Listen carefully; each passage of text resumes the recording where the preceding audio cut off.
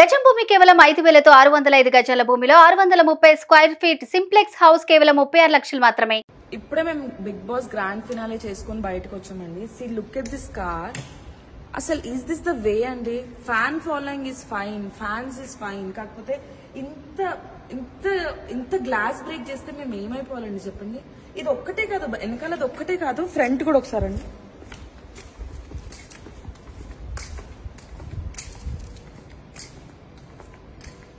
చూడండి, ఇప్పుడు మీరు ఎంత హర్ట్ చేస్తే మమ్మల్ని మేము ఏమైపోవాలండి? Who is responsible for all these అండి? అంటే మీరు ఫ్యాన్స్ ఫైన్ అండి, మేము కష్టపడి దానికోసమే, ప్రతిరోజు మేము కష్టపడేది మాకు ఒక మంచి ఫ్యాన్ ఫాలోయింగ్ కావాలి, మాకు కూడా ఒక మంచి నేమ్ కావాలి ఇండస్ట్రీలో అని చెప్పి మేము కష్టపడతాం. కానీ ఇట్లా మీరు ఇంత గలీజ్ గా మీరు మమ్మల్ని. ఇప్పుడే మేము బిగ్ బాస్ గ్రాండ్ ఫినాలే చేసుకుని బయటకు వచ్చామండి. See look at this car. అసలు ఈస్ దిస్ ద వే అండి? Fan following is fine, fans is fine. కాకపోతే ఇంత ఇంత ఇంత గ్లాస్ బ్రేక్ చేస్తే మేము ఏమైపోవాలండి చెప్పండి. ఇది ఒక్కటే కాదు, వెనకాలది ఒక్కటే కాదు, ఫ్రంట్ కూడా ఒకసారండి.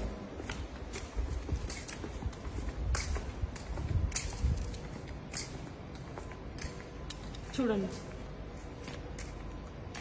ఇప్పుడు మీరు ఎంత హర్ట్ చేస్తే మమ్మల్ని మేము ఏమైపోవాలండి? Who is responsible for all these అండి? అంటే మీరు ఫ్యాన్స్ ఫైన్ అండి, మేము కష్టపడి దానికోసమే, ప్రతిరోజు మేము కష్టపడేది మాకు ఒక మంచి ఫ్యాన్ ఫాలోయింగ్ కావాలి, మాకు కూడా ఒక మంచి నేమ్ కావాలి ఇండస్ట్రీలో అని చెప్పి మేము కష్టపడతాం. కానీ ఇట్లా మీరు ఇంత గలీజ్ గా మీరు మమ్మల్ని హర్ట్ చేస్తే. నేను ఎందుకు ఈ వీడియో చేస్తున్నానంటే, బిగ్ బాస్ గ్రాండ్ ఫినాలే అయిపోయిన తర్వాత నేను కొన్ని విజువల్స్ చూశాను, అది చూసి చాలా బాధపడ్డాను. ఫస్ట్ ఆఫ్ ఆల్ మీ అందరికీ ఒక విషయం చెప్పాలనుకుంటున్నానండి. ఏంటంటే, సో అమర్ గాని, ప్రశాంత్ గాని, నేను గాని, లేకపోతే శివాజీ అన్న గాని, నైని, లేకపోతే అశ్విని, వీళ్ళందరూ కూడా లోపల ఉన్న టేస్టీ తేజ, ఎవ్రీ వన్, మేమందరం కూడా చాలా చాలా క్లోజ్ ఫ్రెండ్స్.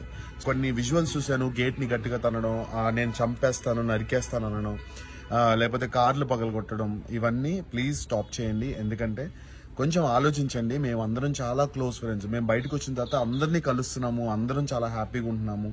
ఒకరికొకళ్ళు ఈవెంట్స్ అయ్యి చెప్తున్నారు, ఒకరికొకరు మేము డబ్బులు సంపాదించుకుంటున్నాము, మేమంతా బాగానే ఉన్నాం. మీరు మీ కెరియర్ని, మీ ఫ్యామిలీ కెరియర్ని పాడు చేసుకోకండి please, it's my request. And ఇంకోటి ఏంటంటే, నేను అక్కడి నుంచి బయలుదేరినప్పుడు, అన్నపూర్ణ గేట్ నుంచి బయలుదేరినప్పుడు నన్ను అందరూ చాలా బాగా రిసీవ్ చేసుకున్నారు. నా కార్ అయితే ఏం డ్యామేజ్ కాలేదు, మంచిగా ఉంది, అంతా బాగానే ఉంది. బట్ నేను నిజంగా చెప్తున్నా, మేమందరం కూడా చాలా కష్టపడి పైకి వచ్చాము. నార్మల్ పొజిషన్ నుంచి మీలాగా మేము కామన్ మ్యాన్ లా ఉండి చాలా కష్టపడి అన్ని చేసి, ప్రతి ఒక్కళ్ళు, నేను ఒక్కనే కాదు, అమర్ గాని, ఎవ్రీ వన్ చాలా కష్టపడి పైకి వచ్చారు. పల్లవి ప్రశాంత్ ఇప్పుడు ఒక టాప్ పొజిషన్కి వచ్చాడు. సో మీరందరూ కూడా, మీరు యాజ్ అ కామన్ మ్యాన్ గా మీరు వాటికి సపోర్ట్ చేసి మీరు తనని గెలిపించినందుకు మేము చాలా హ్యాపీ, మీరు చాలా happy, every one or happy. కానీ కష్టపడి సంపాదించుకున్న వాళ్ళ ప్రాపర్టీస్ లైక్ గీతు కానీ, అమర్ కార్ కానీ, లేకపోతే అశ్విని కార్ కానీ, అవి లక్షల్లోకి అవుతాయండి. అది రిపేర్ చేయించుకోవాలంటే వాళ్ళకి పాపం కదా. సో కొంచెం మీరు కూడా ఆలోచించండి. ఇది పర్సనల్ గా తీసుకోకండి. Bigg Boss is just a game. ఆ హౌస్ లో ఉన్నంత వరకే. తర్వాత బయటకు వచ్చిన తర్వాత మేమందరం చాలా క్లోజ్ ఫ్రెండ్స్ లా ఉంటాం. మీరు చూసే ఉంటారు. తేజ గాని, నేను గాని, వాడు నన్ను నామినేట్ చేసినా కూడా నేను ఎంత క్లోజ్ గా మూవ్ అవుతున్నా, వాడు నాకు బెస్ట్ ఫ్రెండ్ అయిపోయాడు. సో బయటకు వచ్చిన తర్వాత మాకు ఎటువంటి కోపాలు తాపాలు అయితే ఉండవు. మీరు సేఫ్ గా ఉండండి, మీ కెరీర్ గురించి ఆలోచించండి, మీరు మంచి పొజిషన్ కి రావాలని ఆలోచించండి, మీలో ఎవరన్నా మళ్ళీ కామన్ మ్యాన్ గా బిగ్ బాస్ కి రావాలని ఆలోచించండి తప్ప ఇలా కొట్టేస్తాను, చంపేస్తాను, నరికేస్తాను వాళ్ళ పర్సనల్ లైఫ్ లోకి మాత్రం వెళ్ళకండి. మొన్న కార్లో అమర్ వాళ్ళ అమ్మగారు కూడా దెబ్బలు తగిలాయి. So please, it's my request అందరికి, కొంచెం మీరు కూల్ డౌన్ అవ్వండి, కామ్ డౌన్ అవ్వండి. ప్రశాంత్ విన్ అయిపోయాడు, బిగ్ బాస్ అయిపోయింది, మేమందరం హ్యాపీ, మీరందరూ హ్యాపీ, మనందరం సరదాగా లైక్ ఎంజాయ్ చేద్దాము వాడి గెలుపుని. మేమందరం చాలా క్లోజ్ ఫ్రెండ్స్. మీరు కూడా అందరూ కొంచెం సైలెంట్ అయ్యి కూల్గా ఉండండి, ఎవరిని హర్ట్ చేయకండి. మీరు పోలీస్ కేసులు, మీ ఫ్యామిలీకి పైన పోలీస్ కేసులు మీరు తెచ్చుకోకండి. తప్పుడు మెసేజ్లు, రాంగ్ కామెంట్లు, రాంగ్ గా ట్రోల్ చేయడం కూడా ప్లీజ్ చేయకండి. సరదాగా మీమ్స్ చేస్తే వి ఎంజాయ్. మేము ప్రతి ఒక్క మీమ్ ని కూడా ఎంజాయ్ చేస్తాం బిగ్ బాస్ లో. Thank you so much for every one. Love you all. Stay safe. అందరికీ నమస్కారం. సమాజమే దేవాలయం, ప్రజలే దేవుళ్ళని అన్న నందమూరి తారక రామారావు గారంటే, ఆ నినాదాన్ని సమాజమే దేవాలయం, ప్రేక్షకులే సినిమా వాళ్ళకి దేవుళ్ళు. అలాంటి ఒక రైతు కుటుంబం నుంచి వచ్చిన నాకు ఒక పేరు ఇచ్చినటువంటి ప్రేక్షకులు ఎప్పుడు కూడా నాకు దేవుళ్ళతో సమానం.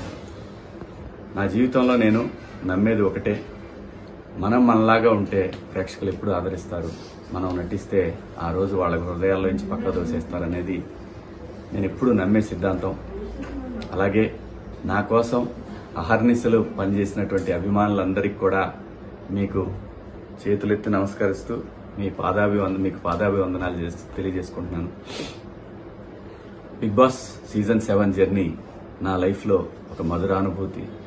ఈ పాఠశాలలోకి లైఫ్లో ఒక్కసారి అడ్మిషన్ దొరికింది ఏ మనిషికైనా. సో అలాంటి అవకాశం నాకు ఇచ్చిన స్టార్ మాకి, ఎండమోల్కి నేను సదా రుణపడి ఉంటాను. ఇక్కడ బిగ్ బాస్ ఆట అనగానే ప్రతి వాళ్ళు కూడా అక్కడికి వెళ్ళి గొడవలు చేయాలి, స్ట్రాటజీలు ప్లే చేయాలి, దాని తర్వాత అవసరమైతే కొట్టుకునే స్థాయి దాకా వెళ్ళాలి అనేటటువంటి ఒక దురభిప్రాయంలో ఉన్న వాళ్ళందరికీ కూడా కాదు.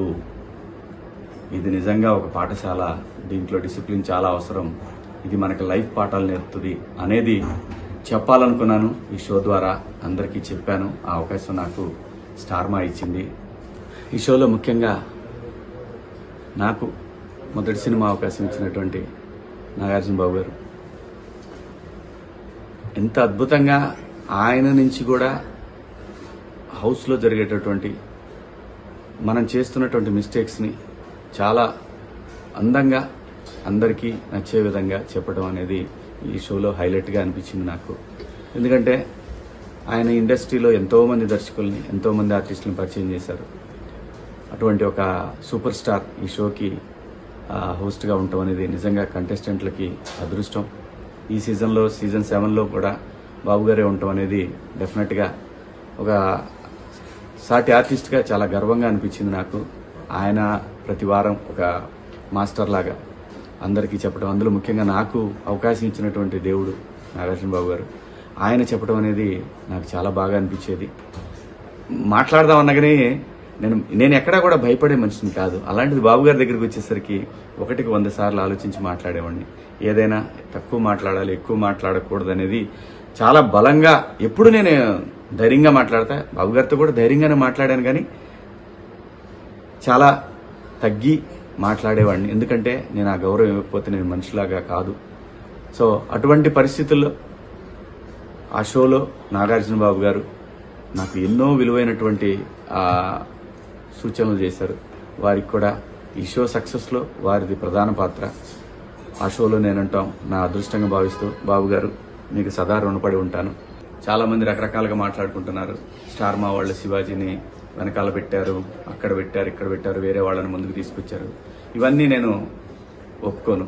ఎందుకంటే వాళ్ళు ఒక పద్ధతి ప్రకారం ఒక ఫార్మెట్లో వెళ్తారు. దాని ప్రకారం ఈరోజు ఓటింగ్ జరిగింది. దాంట్లో విజేతగా నా బిడ్డ పల్లవి ప్రశాంత్ గెలిచాడు.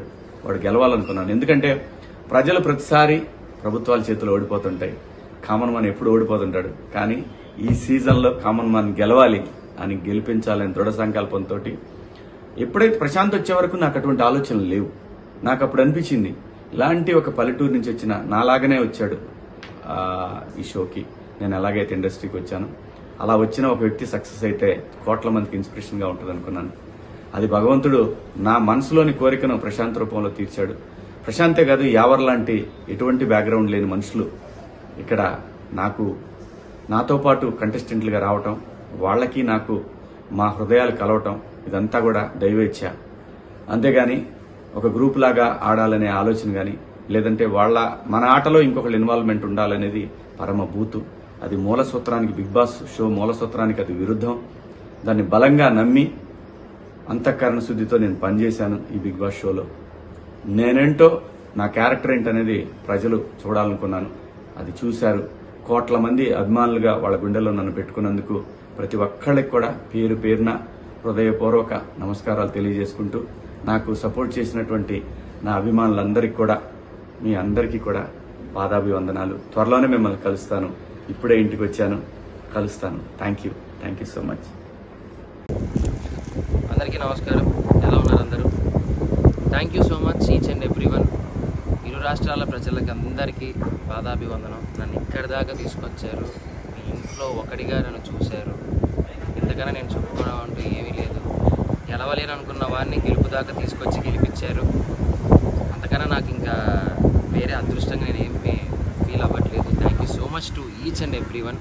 అండ్ బాధాకరమైన విషయం ఏంటి అంటే అందరూ చాలామంది అడుగుతున్నారు. నేను దాని గురించి పెద్దగా అనుకోలేదు. ఆ బాధలో ఉండిపోయాను. చాలా బాధపడ్డాను. కారు అద్దాలు పగలగొట్టారు, బయటికి రా నీ అంతా చూస్తా అన్నారు.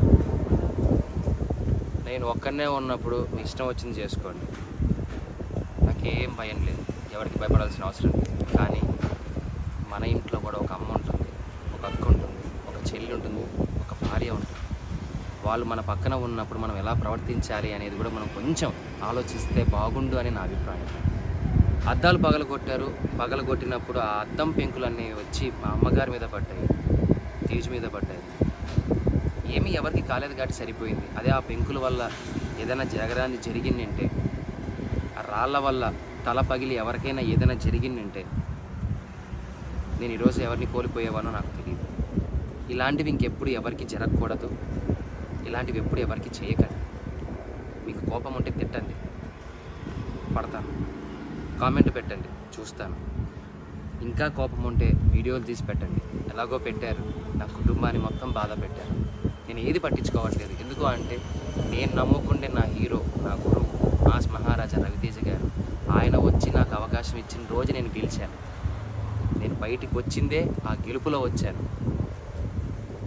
కానీ గెలిచి ఒక ఆనందంతో బయటకు వస్తాను అనుకున్న నన్ను, నా కుటుంబాన్ని రోడ్డు మీద నించోబెట్టారు. అది చాలా బాధ వేసింది. పర్లేదు,